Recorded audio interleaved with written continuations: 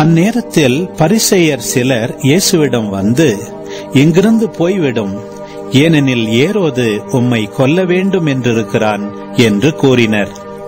அதற்கு அவர் கூறியது, இன்றும் நாளையும் பேய்களை ஓட்டுவேன், பிணிகளை போக்குவேன், 3ஆம் நாளில் என் பணி நிறைவு பெறும் என நீங்கள் போய் அந்த நரியிடம் கூறுங்கள். இன்றும் நாளையும் அதற்கடுத்த நாளும் நான் தொடர்ந்து சென்றாக வேண்டும். ஏனெனில் இறைவாக்கினர் ஒருவர் எருசலேமுக்கு வெளியே மடிவது என்பதை நினைத்து கூட பார்க்க முடியாதே. எருசலேமே, எருசலேமே, இறைவாக்கினரை கொல்லும் நகரே, உன்னிடம் அனுப்பப்பட்டோரை கல்லால் எறிகிறாயே. கோழி தன் குஞ்சுகளை தன் இறக்கைக்குள் கூட்டி சேர்ப்பது போல நானும் உன் மக்களை அரவணைத்துக் கொள்ள எத்தனையோ முறை விரும்பினேன், உனக்கு விருப்பமில்லையே.